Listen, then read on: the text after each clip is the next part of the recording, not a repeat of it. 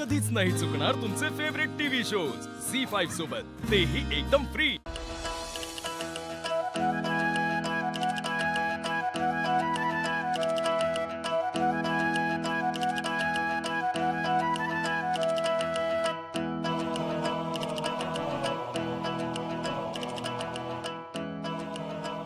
लीला, लक्ष्मी, पूजा, आता शिवम उठवा तिघींनी पण।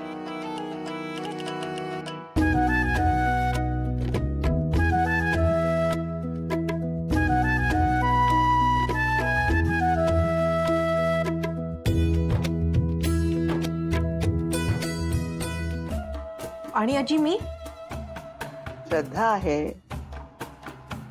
तू श्रद्धेने वाहणार आहेस। वा, कोणी मनाई केली बाळा?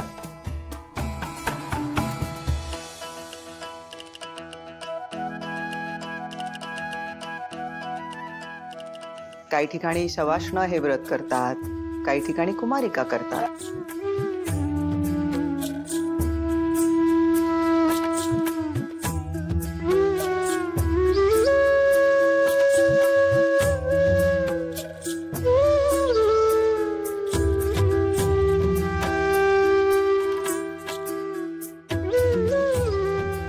देवा, जे काही घडलं त्यामुळे सरस्वती खूप दुखावली गेलीये, तिला हा धक्का सहन करण्याचं बळ दे देवा।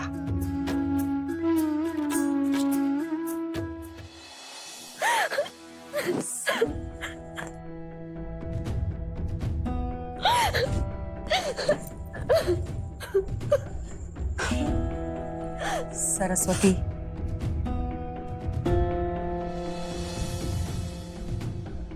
सरस्वती, मला कळतंय तुला खूप वाईट वाटतंय, पण एजंटनी जो निर्णय घेतला तो योग्यच आहे।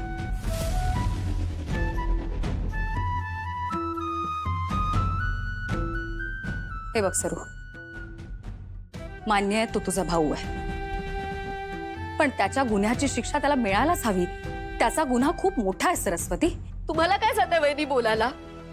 भाऊ माझा गेलाय तुरुंगात आणि तुम्ही म्हणताय जे घडलं ते योग्य घडलं? नाही, बरोबर आहे वहिनी तुमचं। मला काय कळणार? तुमच्यावर अशी वेळ नाही आली आहे ना, तुमच्या जवळची व्यक्ती दूर नाही गेले तुमच्यापासून म्हणून तुम्ही असं बोलताय।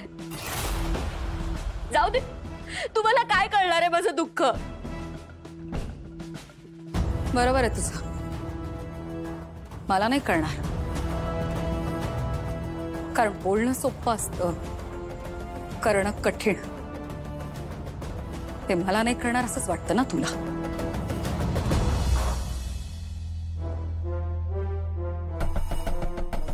कारण माझ्या भूतकाळात जेव्हा मला असा निर्णय घ्यावा लागला होता तेव्हा माझ्या आयुष्यात या घरात तू नव्हतीस सरस्वती।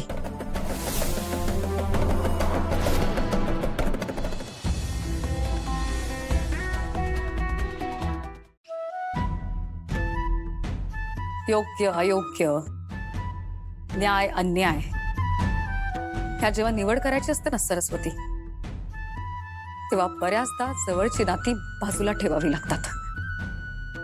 किशोरची बाजू न निवडता सत्याची बाजू निवडली होती मी, आणि माझ्या त्या निर्णयाचे परिणाम मी सातत्याने गेली कित्येक वर्ष भोगत आली आहे। त्यामुळे मी जे काय बोलतीये त्याची बरोबर कल्पना आहे मला। तुझं बरं आहे सरस्वती, तुला त्रास झाला, दुःख झालं तर किमान तू माझ्याकडे, विराजकडे बोलू तरी शकतेस, स्वतःचं मन तरी मोकळं करू शकतेस। मला ती ही मुभा नव्हती।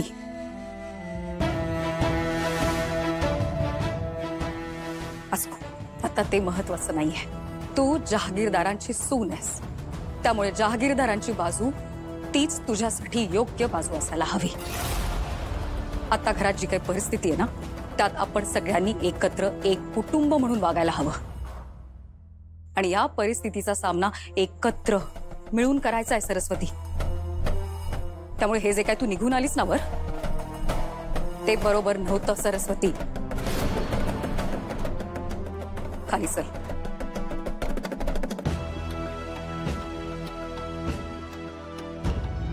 मी तुझी वाट बघतीये सरस्वती. चल.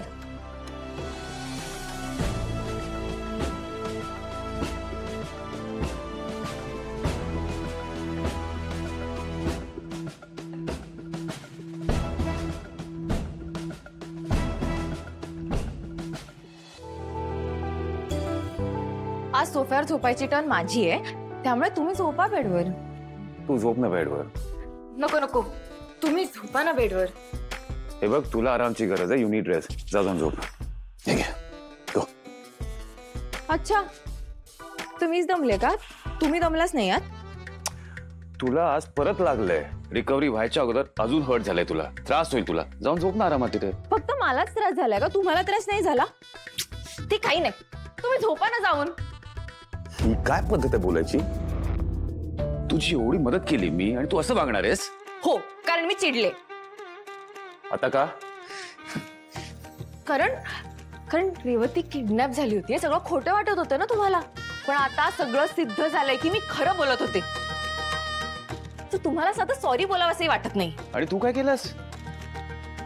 मी किडनॅपर आहे, मी अंतराचा खून केला असा चीप आरोप लावलायस तू माझ्यावर. एक मिनिट, मी ना माझ्या समोर जे पुरावे होते त्यावरनच आरोप लावले.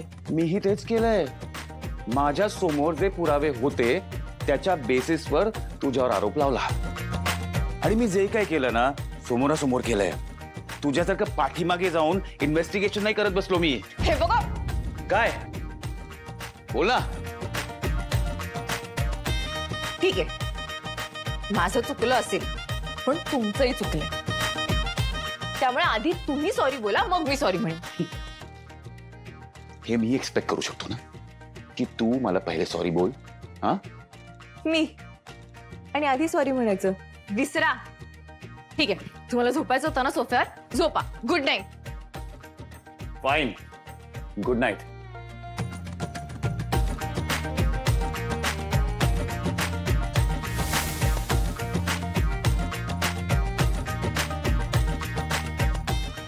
एजे तसे इतके काही वाईट नाहीये.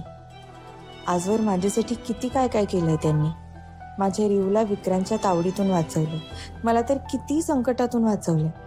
आणि मी काय केलं तर ते खुनी असतील असा आरोप केला त्यांच्यावर. आत्ताही विनाकारण त्यांच्याशी वाद घातला.